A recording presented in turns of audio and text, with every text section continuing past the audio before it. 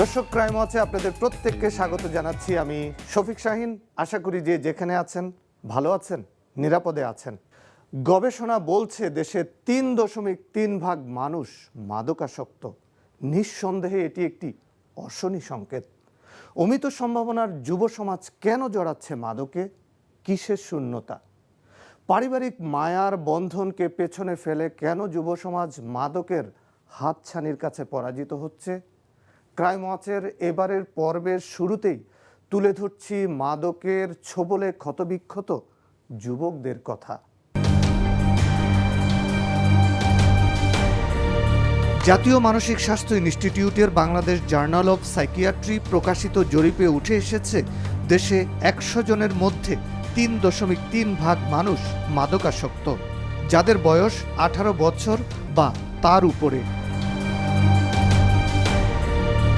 জরিপের তথ্য বলছে মাদকাসক্তদের মধ্যে ৪২.৭ ভাগ মানুষ গাঁজা আসক্ত, মদে বুঁদ হয় ২৭.৫ ভাগ মানুষ, ইয়াবা আসক্ত ১৫.২ ভাগ, ফেন্সিডিল আসক্ত ৫.৪ ভাগ, আর নেশা জাতীয় ট্যাবলেট গ্রহণকারীর সংখ্যা ৩.৪ ভাগ। জরিপে দেখা যাচ্ছে গ্রামের তুলনায় শহুরে মানুষের মাদকাসক্ত হওয়ার প্রবণতা বেশি। শহরে ৩.৪ ভাগ মানুষ মাদকাসক্ত, আর গ্রামে সেই সংখ্যা ২.৭ ভাগ। জরিপ বলছে নারীর তুলনায় পুরুষ বেশি মাদকাসক্ত।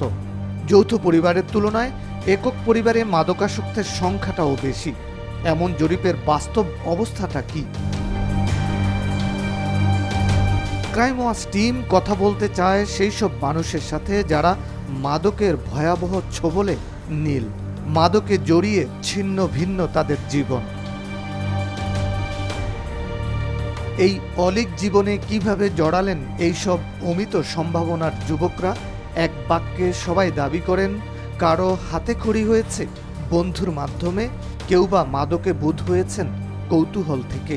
কৌতূহল বশত চলেছে। কতদিন কি নিতেন? 7 বছর ধরে। কি নিতেন? ইয়াবা। কৌতূহল আর সাথে বন্ধুদের বা ভাই বোনের আস্তে আস্তে দোষটা নিজেরই ছিল, নিজেরই এভাবে কৌতূহল বশত নেই। মাদকের জন্য আমি দেখতে নিজেই যাই, আমি কাউকে দোষারোপ করলাম না। সেই যে জড়ালেন আর বের হতে পারেননি। কুড়ে কুড়ে খাচ্ছে মাদকের নীল থাবা। যেরকম প্রতিদিন নিতাম, সকালে রাত্রে রেগুলার বন্ধু বান্ধবের ভালো লাগে। যে আমরা একবার যদি ফার্স্ট ডোজ, মানে আমাদের প্রোগ্রামে যেটা আছে, যে আমরা ফার্স্ট ডোজটা শুরু করি, তারপর নিজের ভিতরে অনেক ওভার কনফিডেন্স চলে আসে, বা অনেক সামাজিক পারিপার্শ্বিক অনেক সময় অনেক দুর্ঘটনা ঘটে যায়, তো নিজেকে অনেক সময় কন্ট্রোল করা যায় না, তো পুনরায় আবার ক্ষতিগ্রস্ত হয়ে যায়। ব্যক্তিগত, পারিবারিক ও সামাজিক সম্মানহানির কারণে মাদকাসক্ত এসব মানুষের নাম, পরিচয়, এমনকি চেহারাও দেখাতে পারছি না আমরা। তবে সবার একই অভিযোগ, পরিবারের অবহেলা, কর্মজীবনে অসুস্থ প্রতিযোগিতা আর মাদকের সহজলভ্যতাই এই পিচ্ছিল পথে ধাবিত করেছে তাদের। সকাল 5টার সময় আমার এখন তো লাগবে, যদি আমি ফোন দিতেছি হয়তো যাত্রাবাড়ি থেকেও রামপুরের, আমার বাসা রামপুরে, এসে যেতেছে। তারা জানান, প্রথমে সিগারেট ও গাঁজায় মাদকের রাজ্যে প্রবেশটা ছিল মামুলি ব্যাপার। পরে ইচ্ছে শক্তির কাছে পরাজিত হন তারা। হেরোইন, ফেন্সিডিল, ইয়াবা ও প্যাথেডিনের মতো মাদকের ধারাবাহিক দংশনে কালো এক একটা জীবন। স্মোকিং করতাম ও লেভেলস থেকেই। ওখান থেকে যখন ফ্রাস্ট্রেশন বেশি আসলো লাইফে, অনেক ফ্রাস্ট্রেশন ছিল আমার লাইফে, যখন আস্তে আস্তে বাড়া শুরু করলো, তখন এক্সপেরিমেন্টাল শুরু হলো আমার। একবার ট্রাই করলাম, দুবার ট্রাই করলাম। এটা আস্তে আস্তে দেখা গেল যে মাসে, উইকেন্ডসে এটা শিওর প্ল্যান হয়ে গেল। পড়ালেখার সময় ছিল, অথবা পরিবারের সময় দেওয়ার কথা ছিল, অথবা সামাজিকভাবে যেই কাজগুলি আমার যখন যেটা করার কথা ছিল, এটা আমি আসলে ওই সময় করতে পারিনি কোনো কাজটাই, যেটা যেই সময় করার কথা ছিল। সেই সময়টাতে কি করেছে? সেই সময়টাতে ড্রাগস, অ্যালকোহলটা আমার রেগুলার হয়ে যায় একাকিত্বটা দূর করানোর জন্য। তখন ওই প্রথমবার টেস্ট করার পরে জিনিসটা আমি আস্তে আস্তে নিজের কাছে নিয়ে আসি, একা একা ইউজ করা। এমফেটামিনটাও সেম, যে আপনার স্টিমুলেন্ট, যেহেতু মানে আপনার কাজ করতে বা যে কোনো কিছু করতে আপনার ফোকাস পাওয়ার বাড়ায় দিবে, সব কিছু ও একটা জায়গায় রাখবে, ওটা সাময়িক, ওটা বাট বডি আর মাইন্ডের যে ক্ষতিটা হয় ওটা বোঝা যায় না, আমরা আসলে বুঝতে পারি না। মানে ট্রিটমেন্টটা না আসার আগে এটা বিশ্বাসই করা কঠিন হয় যে না আমার দ্বারা এইসব ভুলগুলো সংঘটিত হচ্ছে। মাদক ক্ষণিকের আনন্দ দিলেও পরের সময়টা ভয়ঙ্কর। পরিবার, সমাজ কেউই মেনে নিতে চায় না, সবাই দূরে ঠেলে দেয়। জীবনের থেকে তো পিছিয়ে গেতেছি না, নিজের এজ হইতেছে, পরিবার, সমাজ সব কিছু থেকেই তো আস্তে আস্তে পিছিয়ে যেতেছে। সবচেয়ে বেশি অক্ষমতা আমার 10 বছর হয়ে গেছে। আমার ওয়াইফকে আমি এখন মা ডাক্তার শুনাইতে পারিনি, আমি নিজে এখনও ওর ভবিষ্যৎটা করতে পারিনি। সবচেয়ে বড় কথা হলো আমার থেকেও যে সম্মানটুকু আশা করে, আগে ওর বাবার নাম ছিল যে ওর কারণে ওর বাবার নাম ইব্রাহিম সাহেব, আর ও এখন এখানে আসছে এটাকে সবাই গিয়ে বলবে না ইব্রাহিম সাহেব, বলবে যে জনি বলবে। রাস্তায় যখন হাঁটবে তখন বলবে যে এটা ইচ্ছে। দর্শক, মাদকের ছোবলে যাদের জীবন বিপন্ন তাদের চিকিৎসা সেবার নামে হচ্ছেটা কি? অসুস্থ সেই মানুষটির সাথে যদি নির্মম ও নিষ্ঠুর আচরণ করা হয় তবে পরিণতিটা কি হতে পারে? চিকিৎসা নিতে এসে জীবন বিপন্নের সেই ভয়ঙ্কর তথ্য তুলে ধরছি। মাদকে জড়িয়ে যখন পরিবারের একজন সদস্যের জীবন বিপন্ন, তার অত্যাচারে যখন পুরো পরিবার বিষিয়ে ওঠে, তখনই একজন মাদকাসক্তের চিকিৎসার জন্য সেবা কেন্দ্রে নিয়ে যান অভিভাবকরা। সেই চিকিৎসালয় যদি নির্যাতন কেন্দ্রে পরিণত হয় তবে পরিণতিটা কি হতে পারে?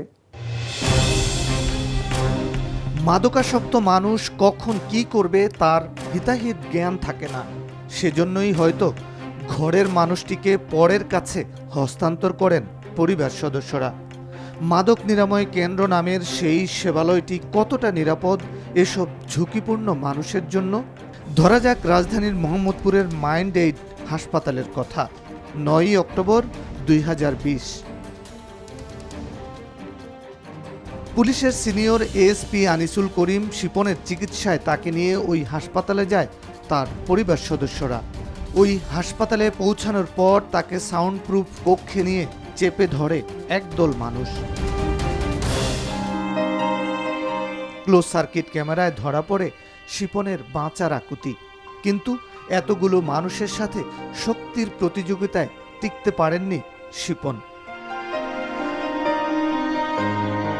মাত্র কয়েক মিনিটের এমন নারকীয় ধস্তাধস্তিতে নিস্তেজ হয়ে পড়েন পুলিশ কর্মকর্তা শিপন।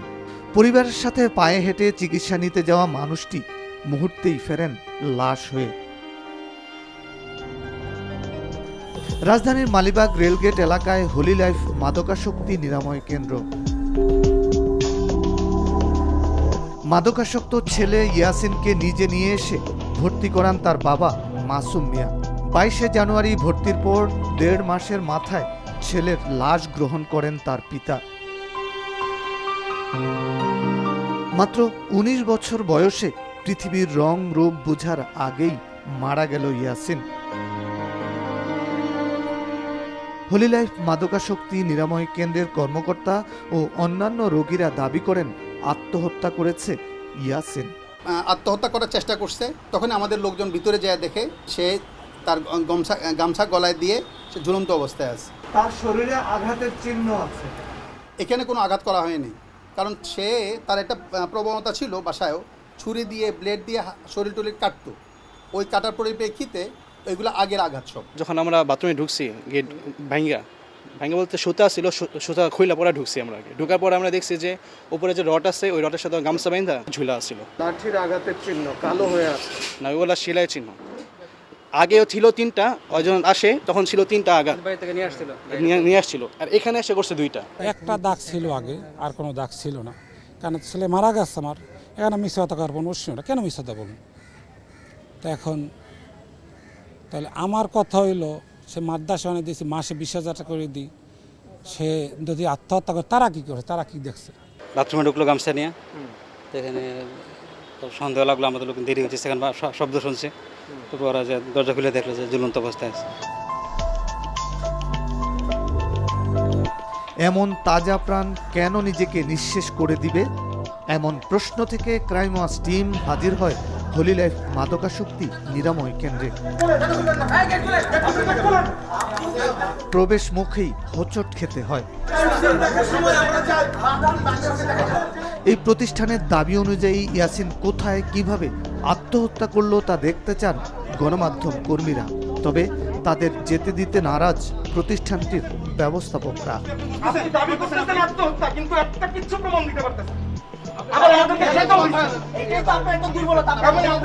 ক্রাইম ওয়াচ টিম কৌশল অবলম্বন করার পর খুলে দেওয়া হয় তালা। এই জিনিসটা আপনার কন্ট্রোলে এখন আর নাই, যেহেতু সিআইডি গেছে।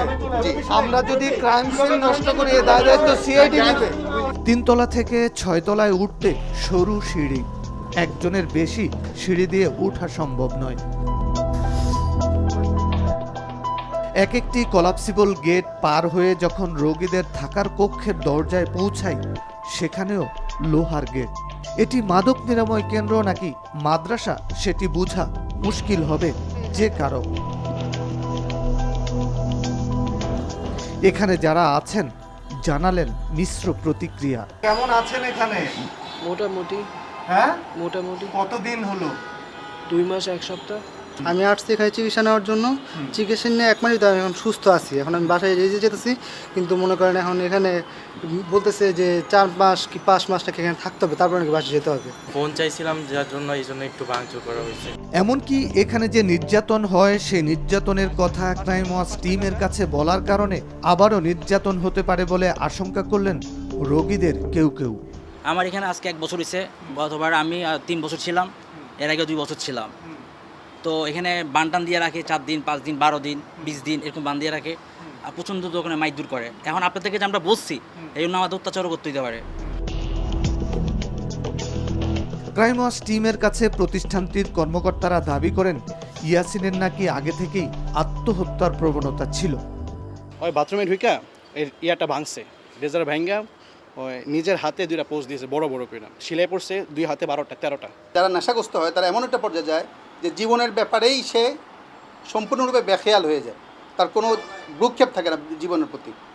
এরাই তো জীবনটাকে নষ্ট করতে চায়। যে নাকি অভিযুক্তকারী, ওই অভিযুক্তকারীরা ম্যাক্সিমাম যেখানে তাদের ট্রিটমেন্ট হয়, যারা তাদেরকে বাধা দেয়, তাদেরকে ভালো করার চেষ্টা করে, সবসময় নেগেটিভ কথাবার্তাই তারা বলে। তবে এই দাবি মানতে নারাজ ইয়াসিনের বাবা মাসুম মিয়া। তার ধারণা ছেলেকে হত্যা করা হয়েছে। বাথরুমে ওয়াশরুমে তো সে আত্মহত্যা করতে পারবে না। এত বড় মানুষ, বাথরুমে কি আমরা ফ্যানুক আছে, দিলে ফ্যানুকে দেয়, নাহলে ফ্যানের লাগে আত্মহত্যা করে। এখানে ওই ধরনের দেওয়ার সিস্টেম আছে, কল নাই তো কেমন হলো? এটা প্রশ্ন, এটা আমি মানতে রাজি না। তিনি দাবি করেন ইয়াসিনের শরীরে আঘাতের চিহ্ন রয়েছে। ময়নাতদন্তকারী চিকিৎসকও বলছেন ইয়াসিনের শরীরে আঘাতের চিহ্ন রয়েছে। টর্চার আবার চিহ্ন আছে, ভিতরে বিভিন্ন চিহ্ন আছে। তারা মারছে। তাহলে আমি আমার ছেলে তারা মারিয়ে থাকে, দোষী সাব্যস্ত হয়, তারা আমি এভাবে আইনের ব্যবস্থা চাই। আমি তার গলায় একটা আমরা দাগ পাই, তাছাড়াও তার বডিতে আমরা কিছু আঘাতের চিহ্ন পাই। ওই আঘাতের চিহ্নগুলো আমরা মেজারমেন্ট করে পর্যালোচনা করে আমরা বলতে পারবো কি আর কি, তার বডিতে আমরা কিছু ছোটোখাটো আঘাতের চিহ্ন পাইছি আর কি। এবার দিনের আলোতে রাজধানীর দক্ষিণখানে আহ্বান মাদকাসক্ত নিরাময় কেন্দ্রে ক্রাইম ওয়াচ টিম। 3 তলা বাড়ির নিচতলা ও 3 তলায় সেবা কেন্দ্র, 2য় তলায় পরিবার নিয়ে বসবাস করেন এই প্রতিষ্ঠানের চেয়ারম্যান হালিম ভূঁইয়া। মাদকদ্রব্য নিয়ন্ত্রণ অধিদপ্তর থেকে 10 বেডের অনুমোদন থাকলেও হালিম ভূঁইয়ার দাবি বেড 18টি। তবে ক্রাইম ওয়াচের ক্যামেরায় ধরা পড়ে তারও বেশি। আর হালিম দাবি করেন তার কেন্দ্রে রোগী ভর্তি আছেন 18 জন, কিন্তু ক্রাইম ওয়াচ টিম রোগী গুনে দেখে 31 জন। অনুমোদন আছে 10 বেডের, আপনার দাবি অনুযায়ী আপনি 18 বেড কেন বানিয়েছেন? আগে তো আমার জিনিসটা বুঝতে হবে, দেখতে হবে, কাগজ করতে তো সময় লাগে। হ্যাঁ, এক রুমে আমরা একজন রাখতে পারি, ইচ্ছা করলে যদি চাই আমরা। কেমন চলছে এই কেন্দ্রের চিকিৎসা? চিকিৎসকরা আসেন কিনা, কতদিন পর পর আসেন, এমনটি জানতে 2 জন চিকিৎসকের একজনকে ফোন দেয়া হয়। তিনি দাবি করেন প্রতিদিনই নাকি নিরাময় কেন্দ্রে আসেন। আমি তো রেগুলারই যাই ওখানে, ছুটির দিন যদি যাওয়া লাগে সেক্ষেত্রে আমি হয়তো অন্যদিন ছুটি কাটাই বা এই টাইপের আর কি। এছাড়া আমি বাসা কাছে রেগুলারই ওখানে যাই। আপনার এখানে তো সবসময় চিকিৎসক থাকেন না? এটা আপনি বলতে হবে না, সবসময় থাকে না, আপনি বলতেছেন। অভিযোগে রোগীদেরও বেশি? সব কিছুরই নেগেটিভ পজিটিভ দুইটা সিরিয়াস বলতেই পারে। কিন্তু নিরাময় কেন্দ্রের রেজিস্ট্রার বলছে মার্চ মাসের 6 তারিখ পর্যন্ত একদিনও আসেননি ওই চিকিৎসক। এই মাসে আর আসেন নাই? আমি হয়তো সাইন করি নাই। অফিসিয়ালি আপনি এই 6 দিন হলো আপনি অফিসে আসেননি, অফিসের ডকুমেন্টস বলে 1 বা 2 তারিখে আমি গিয়েছিলাম, এখন হয়তো সাইন করা হয়নি। কিভাবে রোগীদের চিকিৎসা দেওয়া হয় এই নিরাময় কেন্দ্রে? এখান থেকে চিকিৎসা নিয়ে সুস্থ হয়েছেন এমনটি দাবি করা একজন জানান, নিয়ম মেনেই চিকিৎসা দেওয়া হয়। যাই করি আমরা, যদি কিছু ভুল ত্রুটি হয় এটা বলে উপরে ধরে যে কর্মকর্তা তার যে একটা কিছু বলে, কিন্তু গায়ে হাত তোলে না। মানে ডাক্তার আসে মাসে 3 দিন থেকে 4 দিন। এই কেন্দ্রে কোনো নির্যাতন করা হয় না দাবি করে এই রোগী সহ অন্যান্যরা জানান, আগে যেসব নিরাময় কেন্দ্রে চিকিৎসা নিতে গিয়েছিলেন সেখানে ভয়াবহ নির্যাতনের শিকার হয়েছেন। প্রয়োজনীয় চিকিৎসার ব্যাপারে বলেন অথবা ধরেন যে ফ্যাসিলিটিসগুলো যেগুলো সেগুলো তখনকার হয়তোবা কিছু ওল্ড আইডিয়াস ছিল, ভ্রান্ত ধারণা, বা ট্রিট করার ক্ষেত্রে যে আসলে কিছু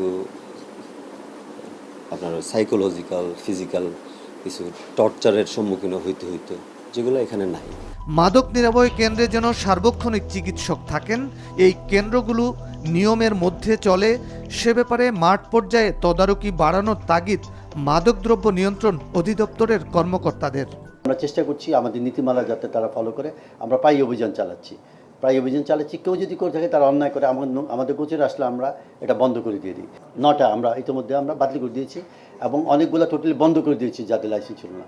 আমার বিশ্বাস যে আপনারা দেখবেন আগের চেয়ে অনেক উন্নতি হয়েছে। এই ট্রিটমেন্টটা কীভাবে হচ্ছে, শুরু থেকে ওকে ডক্টর দেখছে কিনা, সাইকিয়াট্রিস্ট অবশ্যই প্রতি সপ্তাহে না হোক অন্তত প্রতি 2 সপ্তাহ অন্তর সাইকিয়াট্রি একবার করে দেখবে, আর সেটা যদি না মানে তাহলে সেটা অবশ্যই সেটা মানে ঠিকমতো হচ্ছে না।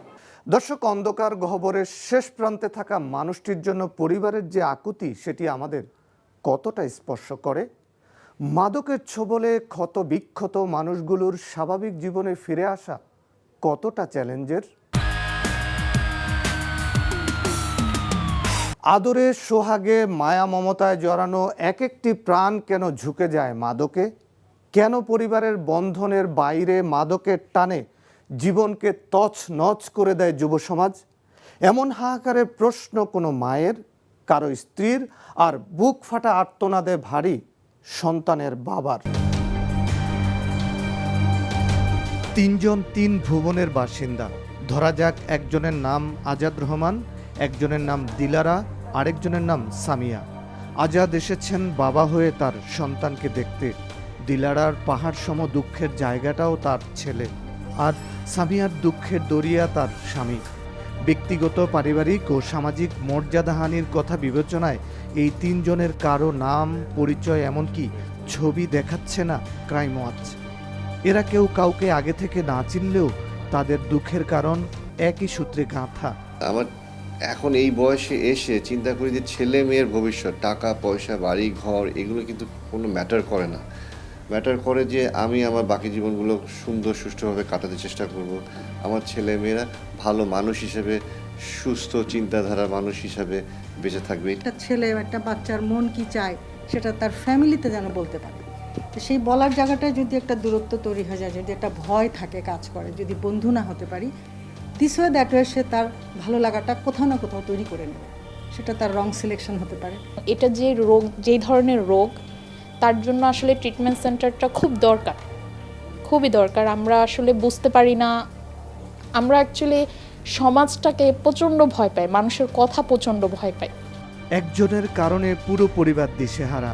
মাদক তাদের পারিবারিক জীবনটাকে এলোমেলো করে দিয়েছে বলে জানালেন 3 জনই। তারা এখনো আশাবাদী স্বাভাবিক জীবনে ফিরবে সন্তান আর স্বামী। ভুল ভ্রান্তি থাকবেই মানুষের, আকুতি যে এরকম নেশা, ইয়াবা, এরা থেকে যেন বেরিয়ে আসে এবং সুস্থ জীবনযাপন করে, হাসি খুশি হয়, পার্টিসিপেন্টস যেন হয় সব কিছুতে। একটা স্ত্রীর জন্য তার হাজবেন্ডও যেমন প্রয়োজনীয়, একটা মা, একটা ভাই, সবার মানে সমন্বয়ে একটা মানুষকে ভালো রাখা যায়। এখনও আমি চাই ওর একটা ড্রাগ ফ্রি লাইফ, এবং ড্রাগ নেওয়া মানে ড্রাগ ফ্রি মানে প্রত্যেকটা মানুষই কিন্তু ইউনিক, তার স্পেশালিটি এক এক দিকে হতে পারে। এই ড্রাগ তাকে তার সমস্ত স্পেশালিটি নষ্ট করে দেয়। এই জায়গা থেকে বের হওয়াটাই আমার আর কি চাওয়া, যে ড্রাগ ফ্রি হলে every drug person is very nice. দিন মাস পেরিয়ে যুগ ধরে যারা মাদকে আসক্ত ছিলেন তাদের মধ্যেও অনেকে ফিরেছেন স্বাভাবিক জীবনে। আগের লাইফটা আসলে অন্ধকার লাইফ ছিল, সুস্থ মাথায় আসলে কোনো ধরনের সবার সাথে দুর্ব্যবহার করতাম, সবার কাছে আসলে অপছন্দের পাত্র হয়ে হয়েছিল। এখন আসলে আস্তে আস্তে নিজের ভুল নিজে বুঝতে পারতেছি যে কী করছি। 18 বছর ধরে আমি সুস্থ জীবন যাপন করতেছি। এখন আমি এই সেন্টারে একজন সার্ভিস দিয়ে চাকরি করি। সুস্থতার রাস্তায় এবং প্র্যাকটিসিং এবং সেন্টার টাচিং, সেন্টারে সেশন নেওয়া, সেন্টারের সাথে যোগাযোগটা আর কি, সেই ক্ষেত্রে আমি মাশাআল্লাহ অনেক সুস্থ আছি এবং সুস্থ থাকতে পারবো। মাঝখানের যে দুর্বিষহ সময়টা কেটে গেল সেই ক্ষতি পুষিয়ে নেয়ার চেষ্টা চলছে বলে জানালেন মাদকের বিরুদ্ধে জয়ী মানুষেরা। ভালো আছি, এখন সুস্থ আছি, ফ্যামিলিকে সময় দিতে পারি, নিজের জীবনে কর্মজীবনে কাজকর্মতে সময় দিতে পারি, নিজের লাইফ বা অ্যাম্বিশনকে চুজ করে নিতে পারছি, আবার নতুন করে একটা সুযোগ পেয়েছি। আমি তো আজকে সুস্থ হয়ে আমার ফ্যামিলি, আমার পরিবার, আমার সমাজ, আমি সব জায়গায় আমি আজকে একজন ভালো মানুষ হিসেবে নিজেকে প্রমাণ করতে সক্ষম হয়েছি। টিকে থাকতে হবে, কারণ আমার বাচ্চারা আছে, ওয়াইফ আছে, ওদের জন্য বেঁচে থাকে এবং আমি সুস্থ না থাকলে তো ওরাও সুস্থ থাকবে না, সুতরাং নিজের সুস্থতা ধরে রাখতেই হবে আমাকে। মাদকাসক্ত মানুষের চিকিৎসায় যারা কাজ করছেন তারা জানালেন এখন পর্যন্ত সাফল্যের পাল্লাটা ভারী না হলেও হতাশার নয়। 35 থেকে 45 পর্যন্ত এটা আমরা পারি, আমাদের পার্সেন্টেজটা এমন আর কি, কিন্তু এখনও এর উপরে যেতে পারিনি। রিল্যাপসিং কেসটাই এখন পর্যন্ত বেশি, ঠিক আছে, কিন্তু 35 থেকে 45 পর্যন্ত আমরা রিকভারি করতে পারতেছি। এটা যে করতে পারতেছি আমি বলি আলহামদুলিল্লাহ, কেননা এই সেক্টর অনেক জটিল, অনেক জটিল। এখন থেকে যদি স্কুল কলেজ বিভিন্ন ইনস্টিটিউশনে যদি আমরা প্রোগ্রাম করতে পারি, ড্রাগের অ্যাওয়ারনেস যদি আরও খুব বেশি করে বাড়াইতে পারি, ইভেন মিডিয়াতেও আমরা ইলেকট্রনিক মিডিয়াতেও যদি আমরা ড্রাগের প্রতি অ্যাওয়ারনেসটা বাড়াইতে পারি, বিভিন্ন ফ্যামিলি প্রোগ্রামে যদি আমরা ড্রাগের অ্যাওয়ারনেস নিয়ে যদি আমরা কথা বলতে পারি, তাহলে কি হবে, যে মানুষগুলো ইফেক্টেড হচ্ছে ধীরে ধীরে তাদের সংখ্যাটা কমে যাবে। তারা বলেন মাদকের রাজ্য থেকে যারা স্বাভাবিক জীবনে ফিরছে তাদের পাশে দাঁড়ানো সমাজের দায়িত্ব। এটা একটা অবসেশন, মোহগ্রস্ততা, টান। এই টানের কাছে কিন্তু ব্যক্তিটা পরাজিত হয়। এর সবচেয়ে বড় আঘাতটা হচ্ছে উইল পাওয়ার উপরে। আমরা অনেকেই, সাধারণ মানুষজন অনেকেই খুব সহজেই একটা কথা বলে ফেলি, ও চাইলেই তো ভালো থাকতে পারে, ও চাইলেই মানে ওর ইচ্ছাই ও ভালো থাকতে পারে। বাট যে ইচ্ছাটাই আসলে দুর্বল হয়ে যায়, যেখানে ইচ্ছাটা তার নিজের মতো করে চলতে পারছে না, নিজের ইচ্ছা মতো সে চলতে পারছে না, সেখানে পৃথিবীর সবচেয়ে আপনজনগুলা, বাবা মা ভাই বোন বা স্ত্রী সন্তান, এদেরকে ঠেলে কিন্তু ড্রাগ নিতে চলে যাচ্ছে। এরাও কিন্তু ঠেকাতে পারছে না কোনোভাবেই না। একজন ব্যক্তি যখন ড্রাগস নেয় সে তো একটা প্রবলেমে আছে, পরিবারের উচিত তার সাথে বসে অ্যাসার্টিভ ওয়েতে কথা বলা, তার সাথে সুন্দরভাবে কমিউনিকেট করা। এই সমস্যাটার ব্যাপারে পরিবার তাকে হেল্প করতে চাচ্ছে, সেটা তাকে বোঝানো। বকে যাওয়ার আগেই সন্তানের দিকে মনোযোগ দিতে অভিভাবকদের প্রতি পরামর্শ মনোজগৎ ও চিকিৎসা পদ্ধতি নিয়ে কাজ করা পেশাদারদের। দেখতেছেন আপনার বাচ্চার ঘর সারাদিন বন্ধ, একটা আপনার বাচ্চা 12টা 1টা পর্যন্ত ঘুমাচ্ছে, তো এটা তো ইউজুয়াল নর্মাল কোনো লাইফ না। তারপরে আপনি দেখতেছেন আপনার বাচ্চার ঘরে আপনি ঢুকতে গেলে গার্ডিয়ানকে ঢুকতে দিবেন না, না আমার ঘরে ঢুকো না, সে অলরেডি আলাদা স্পেস বানায় ফেলে।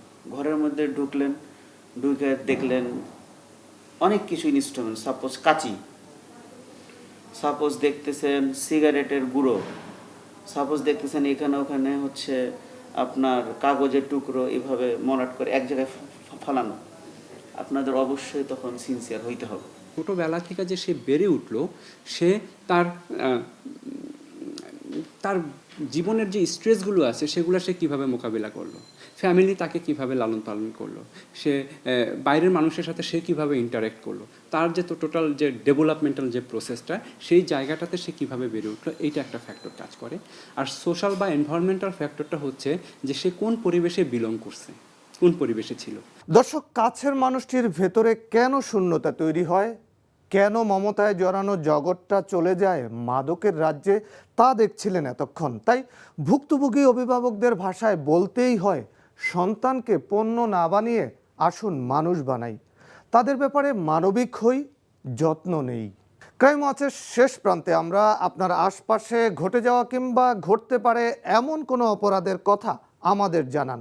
আপনার পরিচয় গোপন রেখে ক্রাইম ওয়াচ টিম হাজির হবে আপনার দেখানো পথে। মুখোশ খুলব অপরাধীদের। আমাদের সাথে যোগাযোগের ঠিকানা প্রযোজক ক্রাইম ওয়াচ, এনটিভি, বিএসসি ভবন, 7ম তলা, 102 কাজী নজরুল ইসলাম এভিনিউ, কারওয়ান বাজার, ঢাকা 1215। আমাদের ইমেল করতে পারেন crimewatch@ntvbd.com। ফেসবুকেও আমাদের পাবেন facebook.com/crimewatchntv এই ঠিকানায়। আর পুরোনায় অনুষ্ঠানটি দেখতে ভিজিট করুন www.ntvbd.com। এছাড়াও এনটিভির জনপ্রিয় সব অনুষ্ঠান ও খবরের আপডেট জানতে ভিজিট করুন আমাদের ইউটিউব ও ভেরিফাইড ফেসবুক পেজ। এবার বিদায় নেবার পালা। সবাই ভালো থাকুন, নিরাপদে থাকুন। অপরাধ ও তার শেষ পরিণতি জানতে দেখুন ক্রাইম ওয়াচ।